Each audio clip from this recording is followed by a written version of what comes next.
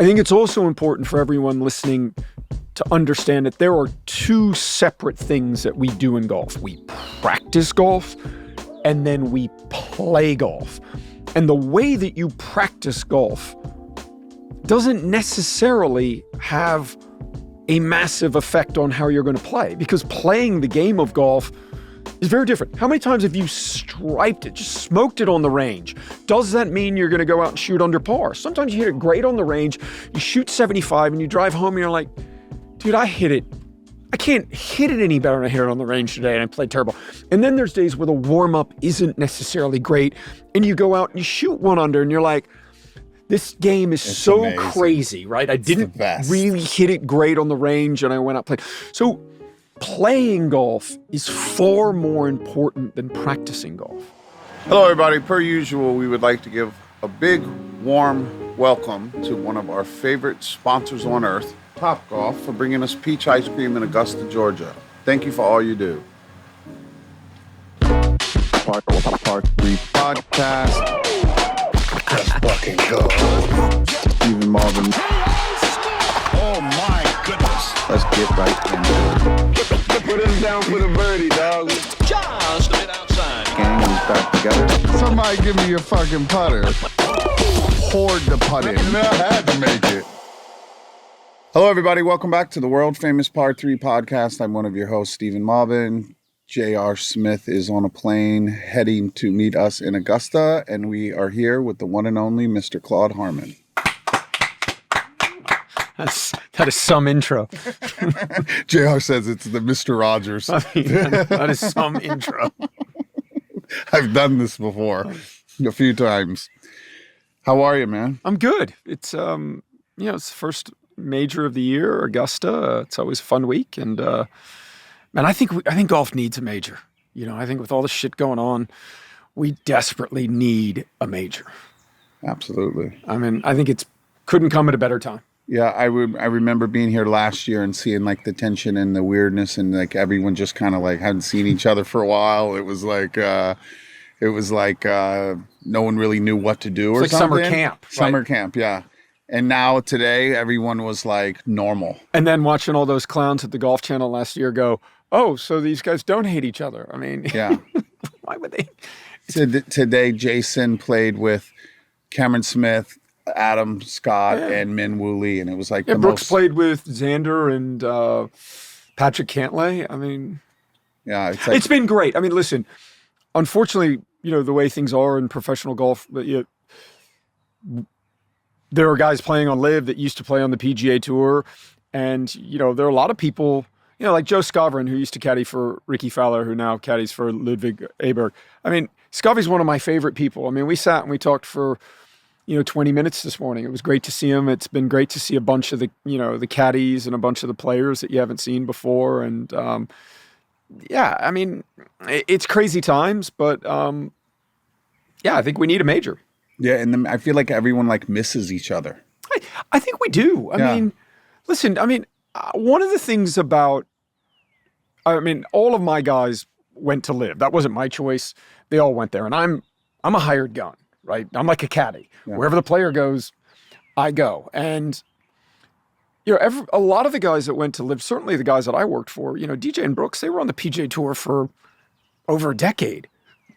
So, yeah, certainly you form friendships and you form, relationships with people. And, I miss a lot of the guys. I think that's been one of the things that's been interesting is you don't realize how much you're in an ecosystem until you're out of it. Yeah. And then when you're out of it, you're like, wow, I'm in a different, and for everybody that went to LIV, the ecosystem is vastly, vastly different. Yeah. And, that doesn't have to be good. That doesn't have to be bad. It's just different. Yeah. And it's different for the coaches, the caddies, the players. It's different for everybody. Agents, everyone. Everybody.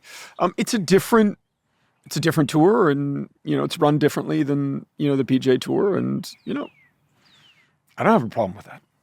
And you guys are coming in. The LIV Tour was just in Miami. We were just in Miami last week, and Sergio played well. Sergio played good, man.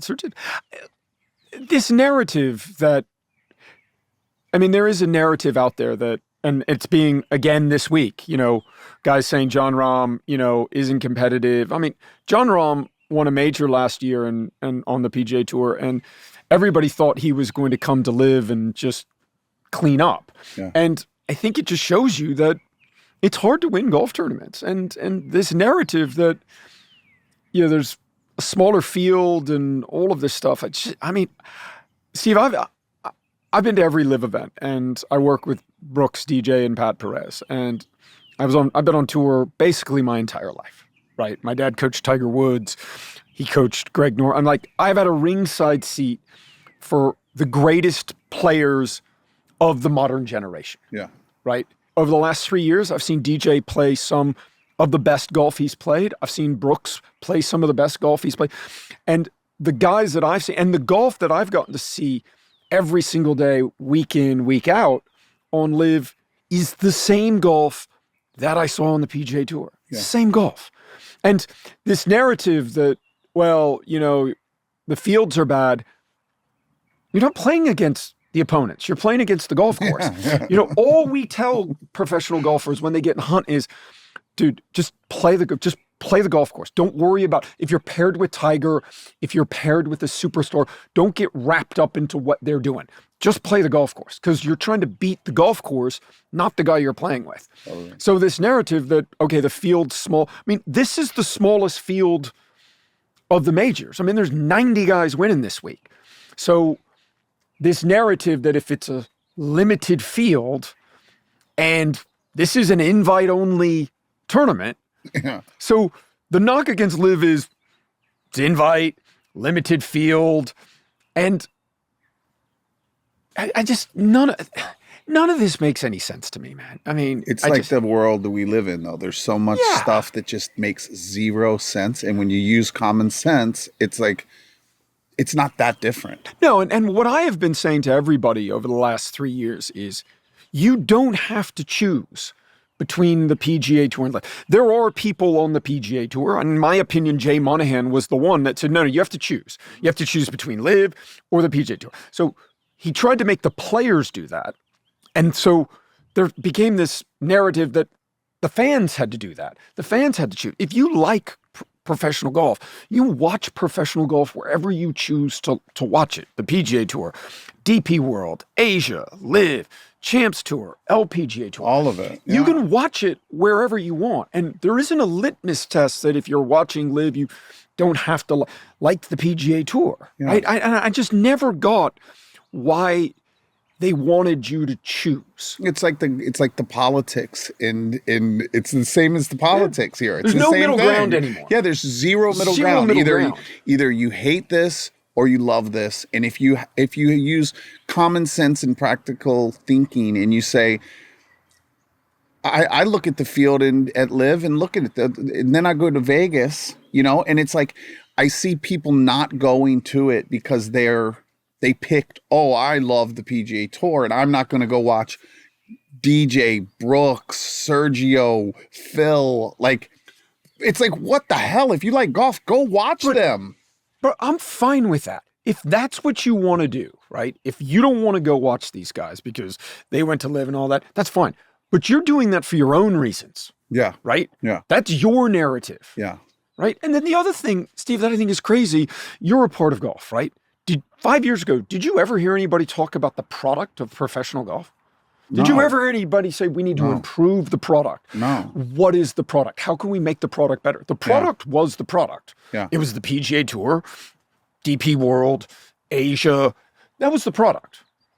And nobody ever talked about improving the product. How do we make the product better for the fans? Nobody ever talked about the fan experience 5 years ago. It was, these are the tournaments, these are the players playing in it, and whether you like it or you don't like it, this is it. Yeah.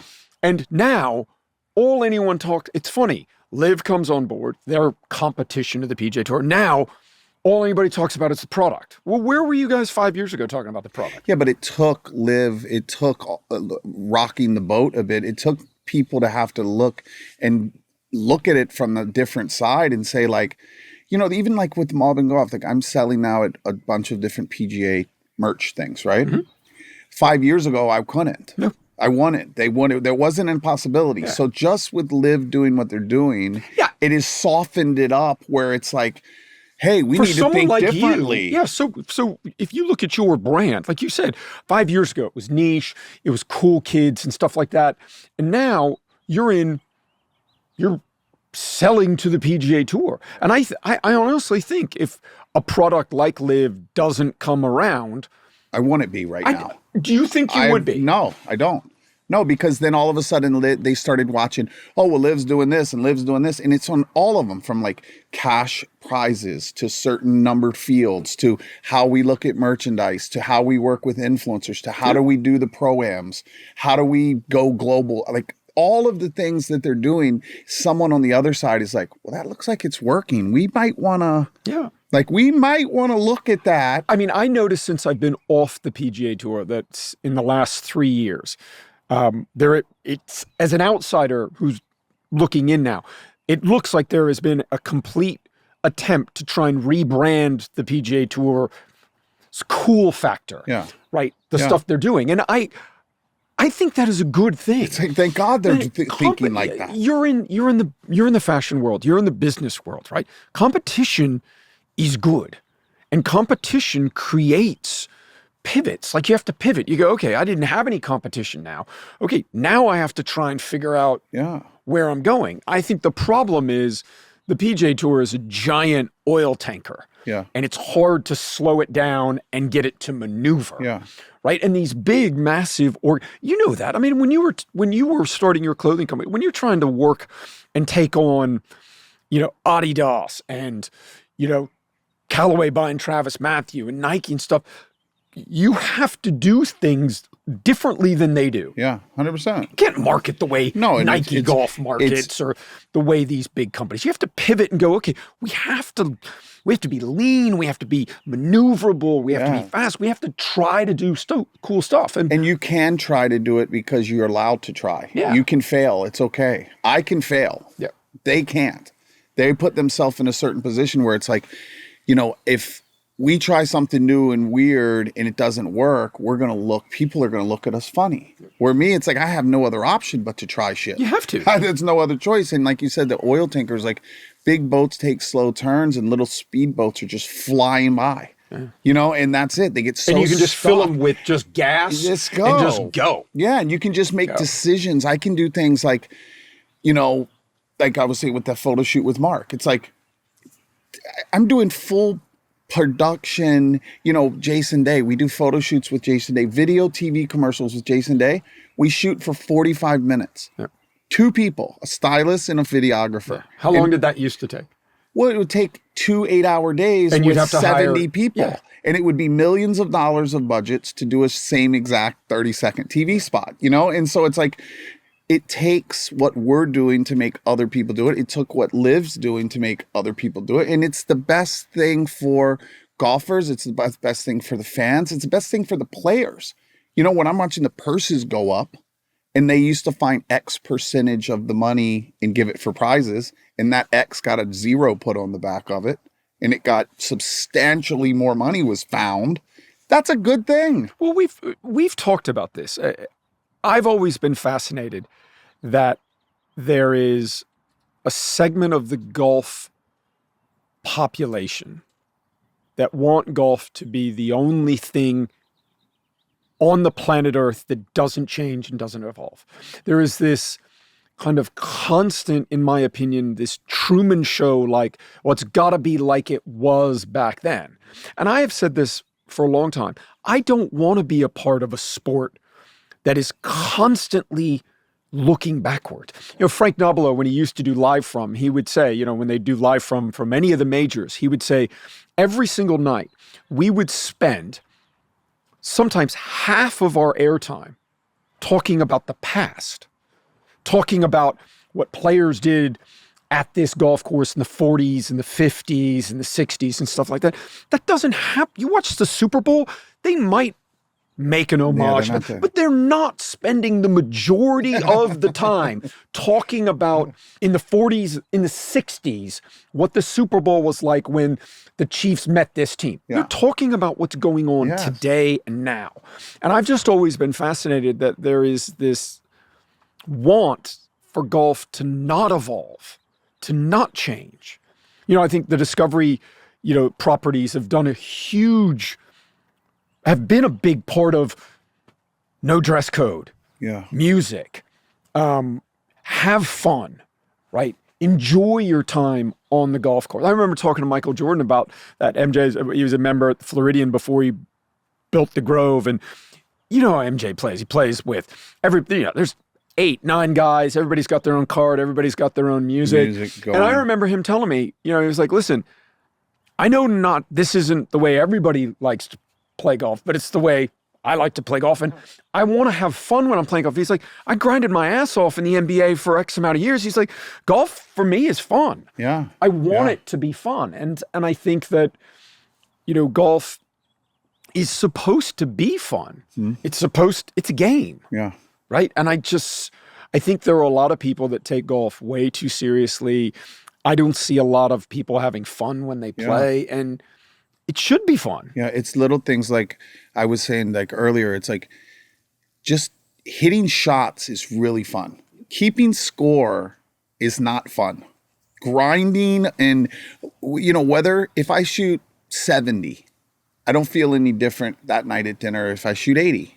I don't feel differently. Right. I'm okay if I shoot 70. I'm okay if I shoot 80. It doesn't change anything. And whether I shoot 80 or I shoot 70, I every single time say, well, that could have been 3 or 4 shots lower. Yep. So now I'm like, I was telling something the other day. It's like I hit a perfect drive. I hit a great 4-iron. I have a 12-foot putt. I don't read the putt properly. I miss the putt. And I'm like, you're a loser. You just missed the easy birdie putt. It's like, well, what about the great drive I hit? What about the 4-iron that I hit 12 foot? In the wind? All that's out the window because it's like, now it's not fun. I'm a loser. I missed the birdie putt. And you're just constantly beating yourself up. Well, the expectations I think the average golfer has on their golf is so far from reality. And I think a lot of that comes from television, right? We watch so much golf on television, and they're really, by the weekend, where yes, there are diehards that watch Thursday, Friday, right? But if you're a golfer, you're probably watching Saturday, Sunday. They're only showing you the best players. 5 people. And they're only going to show you someone else if they hoop one from 50 or hole one from the bunker, or they're going to show you Rory McIlroy rinsing one in the water and he's going to make double, right? So they're going to show you the players that aren't in contention either hit a miraculous shot or hit a horrible shot. But then you're just watching the guys that are playing the best that week hit it to 10 feet. And then you go out and you think, oh, well, I should do that. Yeah. Right? We're watching the best players in the world. And I think if everyone listening with their own game could just manage their expectations better and realize that, if you're a 15 to 25 handicap, hitting a green is a good shot. Yes. Anywhere. Yes. Hitting a fairway is a good shot based off of your skill set, based off of what you have in the toolbox. But 15 handicappers expect to go out and shoot 80. My dad had a really bad temper when he played. And he always says that when he was a junior, he was a club breaker. And he always says it really held him back for the couple of years that he played on the PGA Tour when he played the tour. And he said his grandfather, my grandfather won the Masters in 1948, right? And my dad said when he was young and he would get mad at a bad shot, he would say, you act like you were good.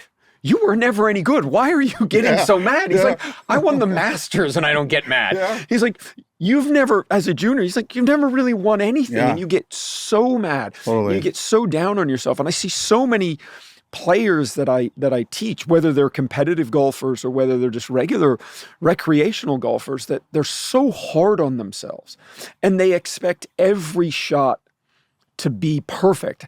And I get asked all the time, what is the difference between regular golfers and tour players? And one of the differences, tour players know they're going to make bad swings. They know they're going to accept hit it. but they also accept that they're going to hit a bad shot. Totally. The average 15 handicapper hits a bad tee shot and they're like, I can't believe I'm doing that. I'm like, what on the range led you to believe that it was going to be a stripe show this week? And people get angry and I can't believe this. Why am I slicing? Why am I slicing? And I'm like, you're fucking casting at the top and you're cutting across it. How do you think it's not going to slice? Right. And then they get angry. I said this on my podcast. I did one on just talking about shots. For the majority of people listening to this podcast, your golf swing, once you start a 18-hole or a 9-hole round of golf, more than likely your golf swing is not going to get better on the golf course. Yeah. So you have what you have. Yeah. You brought what you brought that day. And if everyone would just say, okay, this is what I do, right? I tend to slice the golf ball or tend to hit the golf ball with a fade or a hook or whatever. So rather than the slicer spends all 18 holes trying to hit it setting straight up for a draw. Yeah, trying to hit it straight. That they don't hit. Yeah, so just hit the cut. So aim for that. Allow for your miss. Every par 4 that you're going to play, if you're not a scratch golfer, a single-digit handicapper, the majority of the par 4s you probably can't get to in 2. Yeah. So the score doesn't mean you have to play the hole a certain way. Yeah. The score, par 3, par 4, par 5.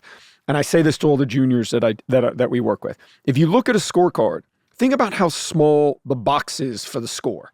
There's no narrative on how you... Yeah. You can make a 5 by...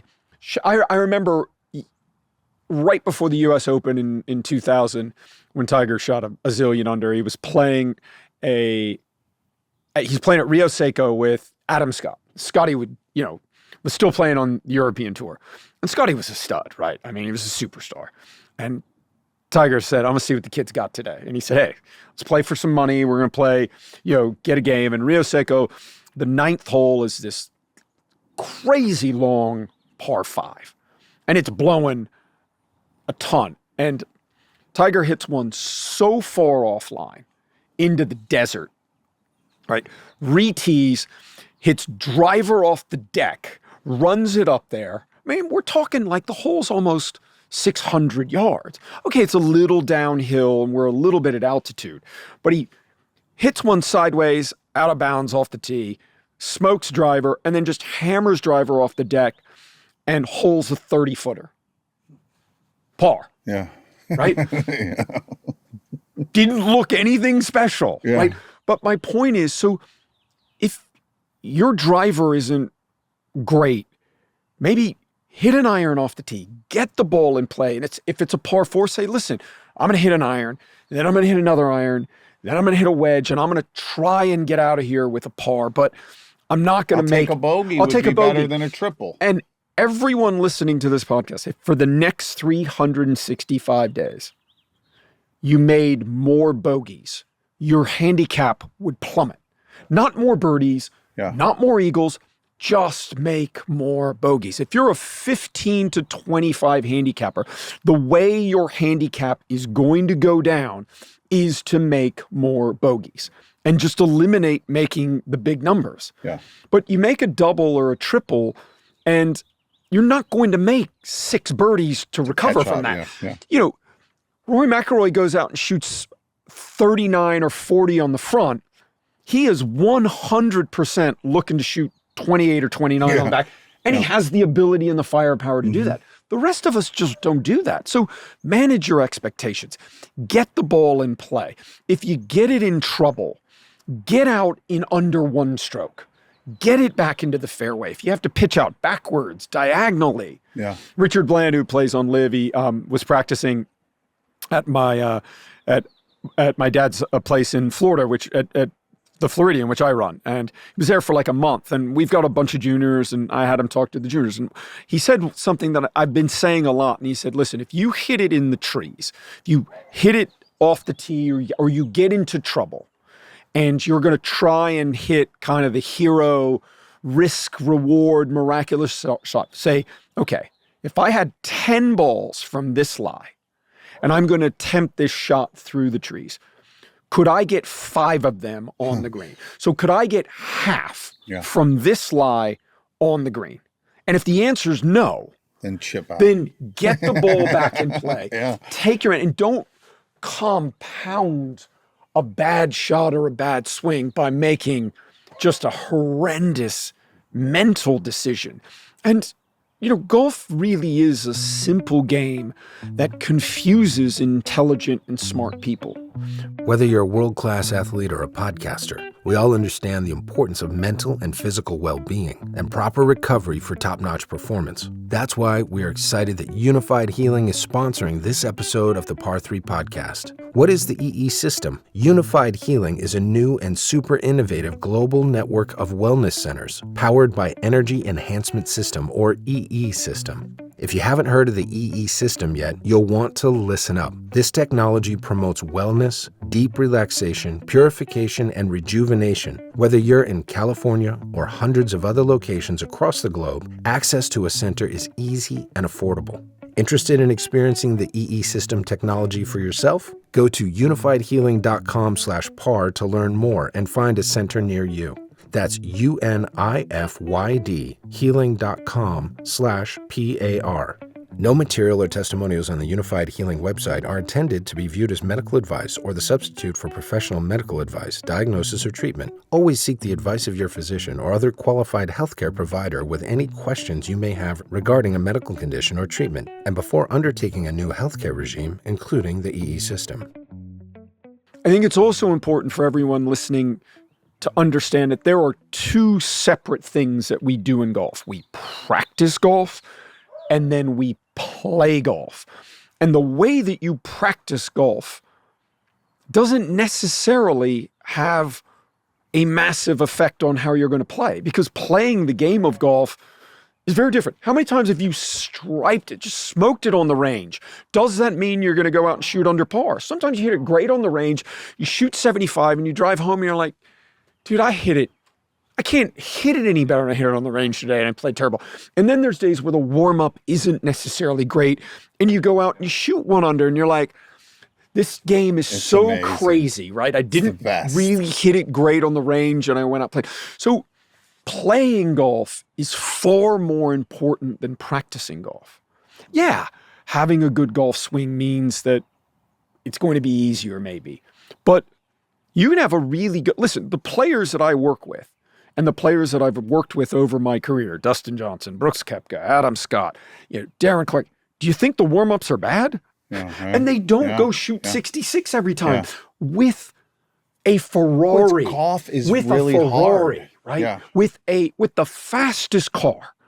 Yeah. Like Brooks and DJ have some of the, if this is Formula One, they have some of the best cars in Formula One, and they're really good drivers. Yeah. But that doesn't equate to them shooting low scores all the time. So use the golf course. It's something I talk about on my podcast all the time. Use the golf course to tell you what you need to work on when you practice. Mm-hmm. But what everybody does is just go to the driving range to get exercise. Yeah. Like we on tour, we're like, I use today as an example. Brooks, after the round today, hit balls this morning. He maybe hit 10 drivers. This afternoon, we maybe hit 10. Why? Because Brooks is a good driver of the golf ball. He doesn't We're have to working work on it. wedges, distance control, right? We're grinding short game this week. We're working on putting. He's a good driver of the golf ball. My point behind that is very few golfers are good at everything. Yeah. Right? And I think most of the average golfers think that these guys are great at everything. Yeah. They're not. Tiger Woods was great at everything. Greg Norman was great at even everything. Tiger, I heard he said he won 80-something times, and they said, how many times did you have your A game? And he said 3. Yeah. Like 3 out of 85. He Right, felt so he was firing. There are a lot. I mean, Rory McIlroy has everything. Yeah. Scotty Scheffler, everybody's talking about his putting and stuff like that, but he's pretty much the complete article. Yeah. Right? And those guys still have weeks, days where they struggle, and they have everything. Yeah. Right? They couldn't, it's an embarrassment of riches from a talent standpoint for Rory McIlroy. And he doesn't win every time he plays because there is so much more to golf than your technique and your golf swing. But I think all of us as golfers, we're kind of predisposed to think, okay, if I hit a bad shot, it's got to be my technique. Got to go to the range. No, it's good. Now, if you top it, Then if you have to lay work the on- sod over it, if you shank one, that is your technique. Yeah. But if you hit one and it doesn't carry far enough, and it hits the lip of a bunker and you or make a bogey. you chip one and you go to chip it and it gets in the air and you just carry it too far, that has nothing and to then do it with catches a hill and but rolls that has down a hill. nothing to do with your technique. Absolutely. That has You just hit it too 100% far. to your execution. So Yeah. you just need to execute better. Yeah, absolutely. It's tournament and major season in the world of golf, and we at Par 3 Podcast are locked in on Prize Picks, America's #1 fantasy sports app, where you can turn your golf knowledge into serious cash. You can now win up to 100 times your money on Prize Picks with as little as 4 correct picks. Prize Picks is the best way to get action on sports in more than 30 states across the country, including California, Texas, and Georgia. Prize Picks is really simple to play. You can make picks and submit your entry in less than 30 seconds. Prize Picks now offers Apple Pay for quick and easy deposits. Par 3 Podcast has cashed out on Prize Picks before, and they'll do it again. Download the app today and use code PAR3 for a first deposit match of up to $100. That's code PAR3 for a first deposit match of up to $100. Pick more, pick less, it's easy. Par 3 and Prize Picks are coming for the top of the golf leaderboard together. Our picks get paid. PrizePicks.com/par3. You know, golf is one of those, like, it's the only sport I've ever done where I can walk up on the range and hold the club in my hand and immediately know if I have it or if I am fucked, basically, immediately. And I hit one shot and it's like, if it's the bad guy, it's like, not today. But you can't really do anything until the next day. No. Like when, you know, your guys, when they walk up, some days they can look at you and be like, oh, this is going to be fun. But that's where the average golfer, the non-competitive golfer, needs to say, okay, maybe I don't have it today, right? And maybe I don't have it, period. But I still love playing and I still want to go out. So figure out a shot that is repeatable. You can play golf with any shot, a 40-yard slice. Yeah. Right? Yeah. You find a golf course that maybe doesn't have a lot of trees, go on a day where it's not super, super windy and say, listen, the only shot I have is a 40-yard slice, but there's plenty of room. There's plenty of room out here for me to play my 40-yard slice. Play by the appropriate tees. You should not be playing. Golf is hard enough. Go to the front tees. Yeah. Do not go, if you're a higher handicap, go as far forward as you can. Yeah, I was telling you, I've been playing, my son's 12, my wife's new. They play the forward tees. So I go play with them. And Ron, how about how much more fun it is? it's the best. So Ron, my coach, he's like, okay, but you have to hit driver every hole, right? You can't go up and hit 7-iron. Like hit driver and play the forward tees. And learn how to hit a little chip. It's a great way for everyone listening to say, okay, go way forward and say, okay, I'm going to take driver here. And rather than try and kill the driver and try and hit it. Hit a little smooth Let me just smooth it. Yeah, 70%. Just get it in play. And then say, okay, if I'm in play off the tee, whatever the yardage is, I'm not even going to try and aim at the flag. I'm just going to try and dump this to the middle of the green and get out of here with a par. At worst, I make a bogey. And then I just tread water, get a bunch of pars together. Easy pars. Yeah. Right? Yeah. You're going to have those. And you make a birdie or two. Michael And if Block, you don't make a birdie or two, if you're a player that says, listen, I don't make birdies. Yeah. Okay. Your goal should be to say, okay, start with the biggest number you make. I always say to golfers at the end of every round, take how many 3-putts you had, add those up. So let's say you shoot 80 and you say, okay, I had 3 3-putts and I made 2 doubles. Okay. So the 3 3-putts, you turn those into 2 putts. That's 3 shots. Yeah. And you turn the 2 doubles just into bogeys, that's 5 shots. Yeah. So we go from shooting 80 to 75. 75 looks a hell of a... I didn't make one more birdie. Yeah. I didn't make one more eagle. All I did was just take the doubles and make them into bogeys. And you can look at your scores. The average 20 handicapper, the guy that's trying to break 190 for the first time, make more bogeys. Play bogey golf. And your handicap is just going to, if you're a 100 shooter and you can start making more bogeys, you are going to break 100 for the first time. Yeah, absolutely. If you're trying to break 90 for the first time, just take the quad that you're making, turn it into a triple. Yeah. Take the triple you're making, just turn it into a double. Yes. Take the double you're making, just turn it into a bogey. And your scores are going to plummet. That's You're going it. to go from shooting 110 to like, you know what? I shot 100 today. Yeah, it's a Right? big difference. By just eliminating some mistakes, I kept the ball in play. I didn't make a ton of birdies today. I didn't play super fancy, but I didn't make a 9 today. Yeah. I didn't make an 8 today. Yeah, I still made, but my goal is just to start trying to eliminate the big numbers. Yeah. And by course management and course strategy, you can eliminate making big numbers. Watching out here on tour this year with Jason, so it's the first time I've really got to spend as much time as I have inside the ropes, watching them practice, watching them play, the whole thing. But you know, like in at the Amex in Palm Springs, right? There's like neighborhood on the left and trees and another fairway on the right. So like he's not going to miss left, right? So, because if you miss left, it's big score. If you miss right, he can still make par or birdie. This 100% can hit it over the trees or whatever. So like I'm learning that like there's one side of a green you can miss to still make par, and the other side you're going to have a really hard par, probably double. One of the things that we do with our juniors late in the afternoon, sometimes we go out 9 holes and I'll have one of the guys go out and take the flags out. So there's no flags. So they have no idea where the pin is. So what are you going to do if you don't know where the pin is? If you don't, I mean, Hit it in the middle. Are you going to try and hit it front left? Let me feather this 7-iron here. Let me cut it to the front part of the green. No, you just dump it in anywhere on the green. Anywhere, yeah. If you are a over 15 handicap, I mean, I'm going to go even so much as if you're over a 10 handicap, stop aiming at pins. Stop going flag hunting. Rory McIlroy goes flag hunting. Yeah. Right? Yeah, because he knows he can get himself out of trouble if he misses because he's fucking the Rory shot. McIlroy. Right?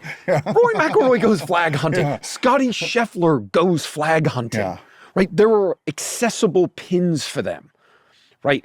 If the golf course isn't like a major or Augusta National and stuff, they are going to try and take advantage of the easy holes. Go flag hunting. The rest of it's going flag hunting for everyone listening is the equivalent of everybody listening that doesn't play basketball playing basketball, and as soon as you get over half court, just pulling up like Steph Curry and just firing it. Yeah. Every time they give it to you, you're just firing it. But it's like those memes where the guy's like, this is what my golf game looks like. Yeah. And he's just got the perfect form for the basketball, and he never even hits the rim. Then you get halfway there. But that's what people are doing. So make this very difficult. The game is difficult, right? Already. Very. Try and make it as simple and as easy as possible for what your talent level is. Go to the range, try and make your golf swing better. But here's the other thing. Rory McIlroy and Scotty Scheffler. I mean, Rory McIlroy just flew out to see my dad because he's trying to make his golf swing better. That everybody that is playing competitive golf. Nelly Korda is trying to make her golf swing better. She's won 4 tournaments in a row on the LPGA Tour. She's working right now on her She is grinding on her. Yeah. Meaning, my point is, she's trying to make her technique better. And she just won 4 times. Rory McIlroy's trying to make his technique better. Guy flies around on his own private jet. So that quest for your technique to improve is never going to end. And it doesn't end for the greatest players in the game. But the greatest players in the game are trying to play the game better than the other players. Brooks knows that he has a skill set, toolbox, DJ, the guys I work with, they know they have basically the same type of car that Rory McIlroy and Scottie Scheffler has. It's about eliminating mistakes. It's about eliminating a double bogey. I mean, one of the mantras that for all of the majors that I've ever worked with, Brooks has 5 majors, our mantra has always been no double bogeys. Bogeys are fine. Bogeys are fine. Birdies make bogeys up. But and Brooks, 2 birdies make a Brooks double. has said to a player once, he was trying to play, he was going to Q school, dream chaser, played college golf, he's playing mini tours, he's trying to go to Q school. He was going to European Q school first stage. And Brooks was talking about it, was playing. He was like, I will give up a birdie to make a bogey and not make double. Mm-hmm. Yeah. So a guy that's got 5 majors, one of the best players in the world, one of the best players in the last decade, is saying to a kid, he's like, I will give up a birdie to save making bogey. That's why when you see some guys with a 10-foot birdie putt, late in the day, and the reaction when it goes in isn't as good as the 10-foot bogey putt to keep the round going, and they give it the fist pump because they know the double takes them from second place to tied for 20th. Yeah. Like immediately. That. Immediately. Yeah. You plummet down the leaderboard. Yeah. And just play smarter. Mm-hmm. Play the game smarter. And always remember, it's a game. They tell you what the rules are. They give you a scorecard. And they say, okay, today the golf course is 72 is the par. And there are this many par 3s on the course today. Sometimes you'll play a golf course where there's 5 par 3s. Sometimes you'll play a golf course where there's 2 par 5s. Sometimes there's 3, sometimes there's 4. But they tell you what the rules of the game are. And they say, okay, you can play the game any way you want to within these rules. Golf is not gymnastics, figure skating, and dressage and horse jumping, where they've got a defined category of skills that you have to perform in your routine. Why do you think in figure skating, you've got girls trying to throw 5 quadruple axels into a Olympic performance? Because they're going to test off the charts on all the easy stuff.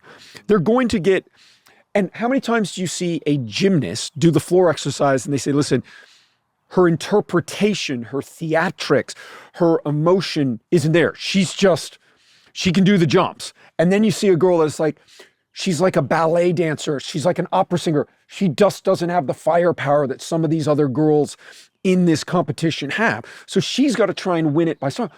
There are no judges in golf. Yeah. If there were, Adam Scott, Nelly Korda, the people with the beautiful golf swings, they would win every week. The judges would go 9-8. Yeah. Adam Scott would make a driver's swing, and if it went in the fairway, they'd be judging. Imagine if they judged him on how the golf swing looked and if it hit the fairway. We don't do that in golf. Yeah. But everybody is worried about the way their golf swing looks, their technique. And yes, if you're trying to break 100 for the first time, learning how not to top it is smart. Taking lessons is smart. But regardless of where you are on the golf spectrum of technique and talent, the game is the game. It's the game. If the game is the same for Rory McIlroy as it is for the 100 handicapper. The rules of the game are the same. The objective of the game is the same, right? And you could play the same course that Rory's playing from the same tees. There isn't another sport on this planet that you can do that in. Like, name me a 35-year-old that's playing competitive football with a full team on offense, a full team on defense, down markers, officials. That never happens. And you could even like the old guys at my course at the Preserve. Like, there's this old guy, Bob. He hits a low draw down the middle. Everything looks like shit. Hits the next one either on the green, the fringe, and you add it up and you go, and the guy shuts even pull one over today. Yeah, and he beats me all the time. And I'm doing this, that, and the other, and I'm lipping out birdie putts, and it's like everyone has that guy at their club that is a multiple club champion who doesn't necessarily hit it miles. I would venture to say a lot of the club champions at clubs around the country, they're not guys that they're carrying at 315 in the air. They play really boring golf. They shoot 72 a lot. Yeah. They shoot 1 under a lot. Yeah. And right? they don't shoot 8 over. And they don't shoot. No. 90. Yeah, they they don't have doubles. They don't have, like, the guy doesn't give himself their golf opportunities swings, for doubles. And you play against him, you're like, dude, this guy just hits a little slap cut.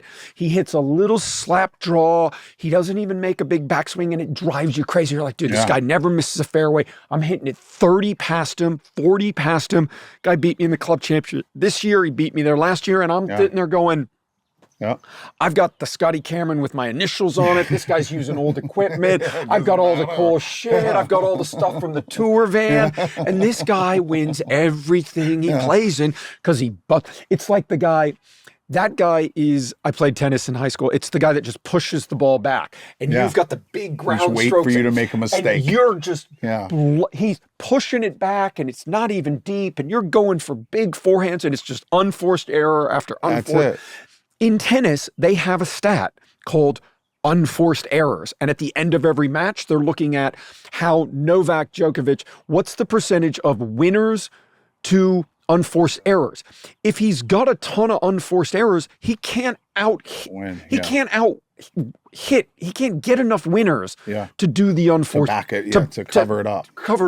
So start thinking about when you're driving home at night, after you've played a round of golf, okay, what were the unforced errors? What were my unforced errors? The unforced errors are hitting it out of bounds, lost ball, hitting it in the water, right? Double chips, right? You miss the green, you go to chip it, you don't get on the green, you have to chip it again. That's an unforced error. 3 putts, those are unforced errors. So go back and go, okay, all the penalty shots I had today, let me add how detrimental that was up to my score. And if I can just stop double chipping and just the first chip, get it on the green, even if it's to 30 feet, you can hold a 30-footer. When's the last time you hold a bunker shot? Yeah. Like if you're a 20 handicapper, when's the last time you chipped in? Yeah. When's the last time you hold a bunker shot? That happens every single day for the best players in the world that you watch on TV, right? So again, stop the unforced errors. If you miss a green, get on the green in one shot. Maybe you hole, even if that's the 40 feet, maybe hole a 40-footer. But you get out of there, tap it in, you go, hey, I made a bogey. That's fine. I'm good. Go to the next hole. What a wacky game we play. It's crazy. Long day, long drink. The Finnish long drink. Obviously peach flavor in Augusta, Georgia. Cheers. And did you played with Mark in the Floridian Pro-Am or the member guest or what?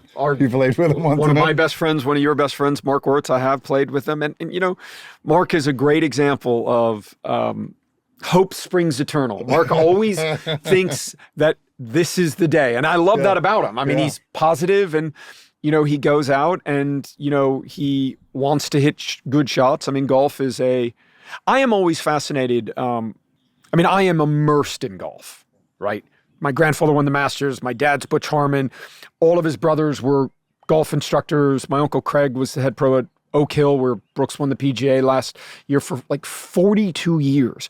My Uncle Dick that passed away, he was the head pro at River Oaks Country Club in Houston, Texas for like 30 years, right? My Uncle Billy, who's out at Tuscana, Billy caddied on tour for Jay Haas for 30 years, right?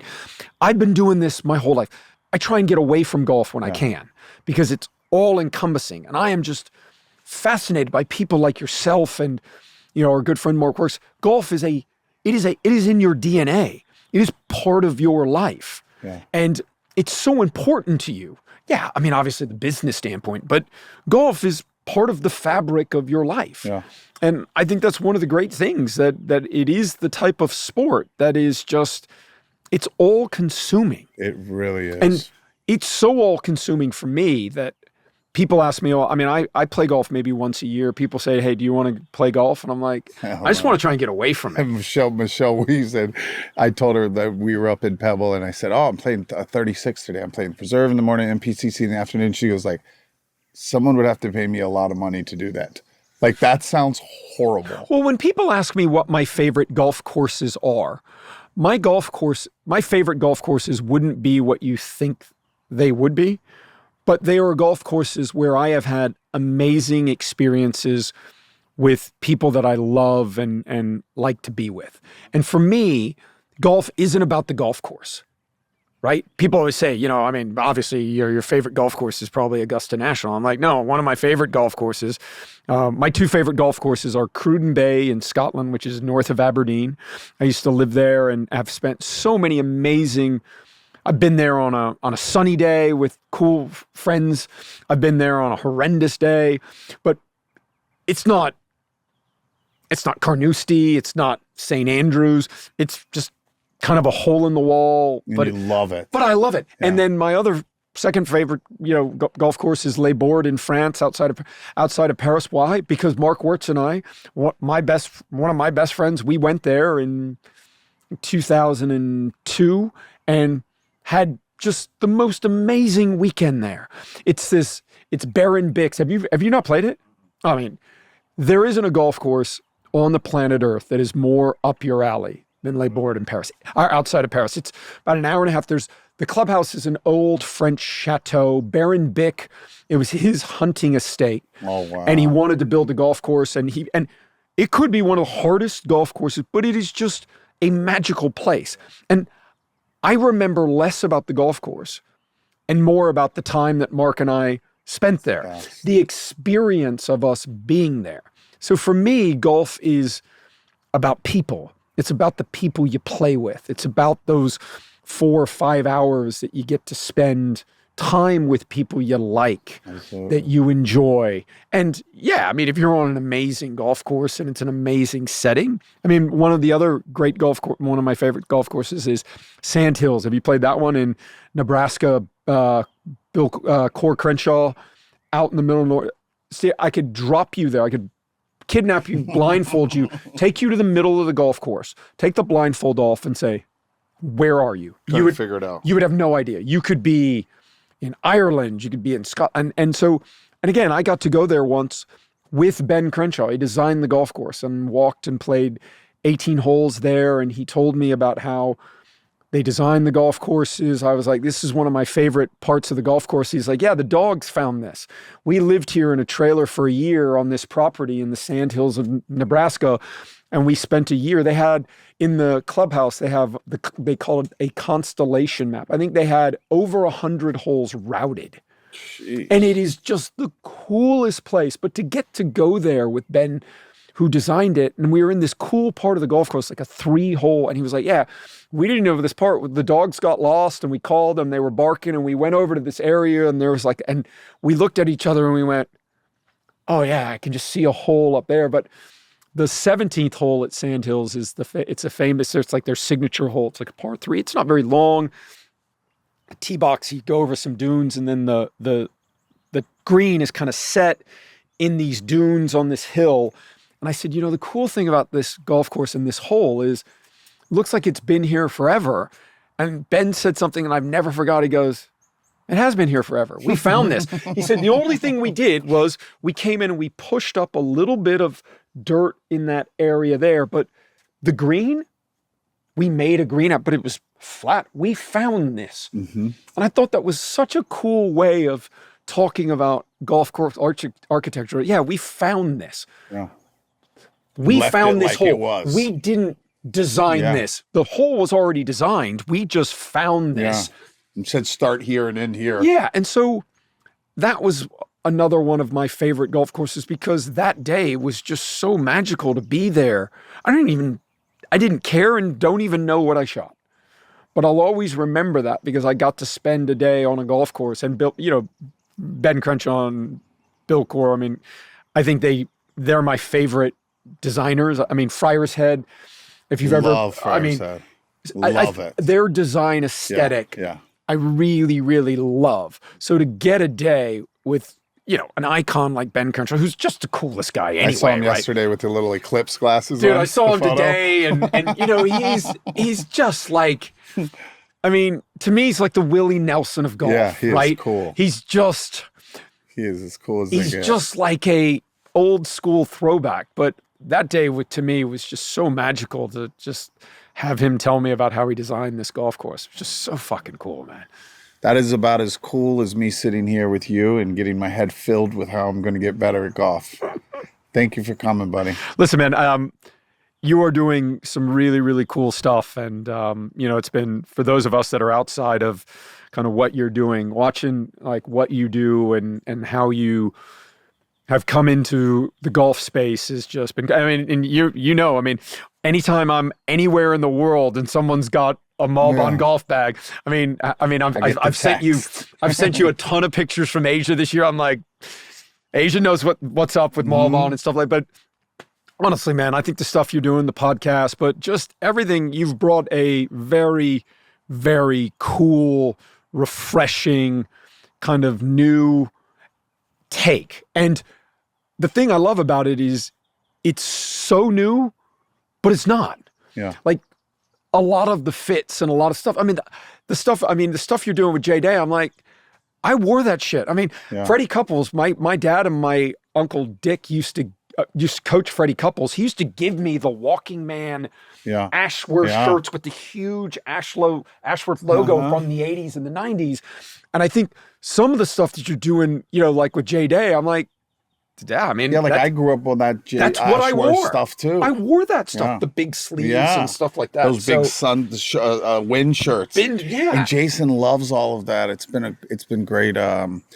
Letting him dress himself with our offering, because if people are like, so you make him wear this? It's like, no, dude, we don't sell at Dick's Sporting Goods. We sell direct to consumer. Like, I don't need him to wear a shirt tomorrow so it sells Monday. If he wins, he can wear whatever he wants. We give him tons of stuff, and he's like constantly, wants to wear what he wants to want. He wants to be comfortable. Those shirts are baggy. He doesn't feel comfortable being restrained. Well, if you look at the way Adam Scott changed his fashion over the years from, coming out early. I mean, not a lot of people know that. I don't even know if you know this. I helped get Scotty, when he turned pro, I helped get Scotty a deal with Jay Lindeberg, because I knew Johan I met Johan Lindeberg. And so Adam Scott, when he first was on the European tour, was full Jay Lindeberg out. I mean, look, plaid, the whole thing. And then he goes Aquascutum and then Burberry. And then he goes to Uniqlo, and everybody's like, what the hell was this? Big baggy trousers. And Scotty's like, I'm telling you, man, this. And if you look at fashion outside of golf, I mean, fashion has gone from, it's swung again. Like it's gone from super skinny, super fitted now to where everything kind of looks like it looked in the 80s and stuff. And, pleats are back in. Pleats are great. Chris Rosasson, who's making, at Extracurricular, who's making all the DJ stuff. I mean, DJ's wearing pants this week at Augusta that have one pleat in them. It's great. And I'm like, and he was like, man, I kind of like it. DJ was like, man, I kind of like the one pleat. Yeah. And the crazy thing about someone like DJ is, obviously he was at Audi forever, right? And DJ looks good in clothes, right? I mean, it's gonna be hard for DJ to look bad in clothes. I mean, the guy's 6'4", he's in good shape. Yeah. I mean, he's got a great body for clothes, right?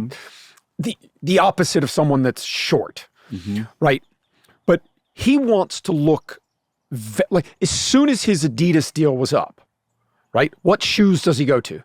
FootJoy Classics. Yeah. Like, he could have gone anywhere, right? And done something really cool. But on the golf course, DJ, does he like to push the envelope and stuff like that? But he's like, he still wants some traditional type thing. So the fact that being respectful. So like the fact that the pleat's back this week for him, he was like, great. And I love it. But that's the cool thing I think you're doing. I think it takes people like you to make the bigger brands kind of go, because by the time it gets, it's like that scene out of The Devil Wears Prada, right? Where she's like, it's just fashion. And she's like, and by the time we did this, and by the time it gets to the mall where you bought it at the Gap or the Limited and stuff like that, that's 3 seasons ago. Yeah. Fashion we're so far down the road from that. But I think you will see what you're doing bleed into the fits, I think, are largely going to be because someone like yourself came in and went, no, we're going the other way now. Like we're going back to maybe the 80s, right? Totally. We're going back to the fits of the 80s. You know, I look at the clothes that my dad and I've sent you all those pictures. I mean, you know, the retro stuff, but it's hard to imagine right now that everybody looks at the way Jay Days, you know, they were like, and I know that one of the best things I saw when they first posted what we were wearing, somebody said he looks like a Walmart greeter. And I know you're going, dude, that is exactly the look that I was going for. Yeah, perfect. Right? I mean, there's a perfect analogy, you know, khakis big and stuff like that. But honestly, man, I'm not saying this just because you had me on the pod. I think the shit you're doing and, you know, and the way you're doing it, right? The limited drops. I think it's genius. Yeah, like cool. When we first met, Mark introduced us, I was like, hey man, you did a really cool hoodie. Like last season, can I get one? You're like, no, they're gone. And I'm like, what? But you're like, yeah, it's the Supreme model. Once it's gone, it's gone. And the scarcity breeds the demand. And that all like actually happened like underfunded. Yeah. So when you start a brand and you're underfunded and you can only buy X amount of shit and then it takes a long time to make it, but you get more emails and more Instagram in between. And then it's like when I'm buying stuff now, like we have a New Balance drop coming out next week or something. And, you know, a year and a half ago when I ordered X amount of New Balance shoes, I was horrified. And now I'm like, fuck, if I could have gone back, I could have probably got more. Yeah. So it's like the golf is growing, the COVID wave, the young creative golfers, like and so much is happening. And I think the other cool thing that you're doing is the collabs to bring, you know, the Prince collab, right? A tennis brand with a golf. I mean, I think that's fucking genius. You know what I do? It's fun. Yeah, but that's the thing. Fun. It's got to be.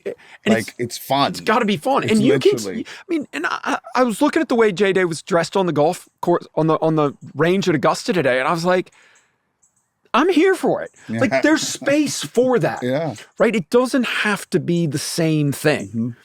You know, it's like when Billy Ho started, you know, when he leaned heavily into what Polo and Ralph Lauren wanted him to wear, you know, when he leaned into it, it was cool, right? I mean, it was sick. I mean, like I remember kind of the first one that he started doing it was at the U.S. Open at Marion, that Rosie won, was it like 13 or something like that? But he showed up and he had like the blue pants with blue octopuses all over it. Everybody was just like freaking out. I was like, man, I wore that shit in high school. I mean, everything I wore in high school was J. Crew. That's all I wore. Everything was just J. Crew. And a friend of mine sent me a picture in high school from me in high school the other day, and I was like, all J. Crew, and I'm like, that looks like a lot of stuff that's out right now, and that was like early 80s. So I think it is cool that, you know, I look at some of the outfits. I remember my dad coming to Augusta one year, and he wore, this is in the 80s, and he wore the Sansa belt pants with the built-in belt, and they were burnt orange, right? We're talking University of Texas burnt orange and a brown shirt, like a chocolate brown shirt. And you look back at some of that stuff, and you're like, it's awful, but it's kind of cool. But no, I think you're right on the cutting edge of where everything is going, and I think it's cool, man, and congrats, because I think you're doing cool shit. You're the best. Thanks for coming, boss. That's an inside joke. That's inside baseball if you know it. See you next time. Part 3 podcast out.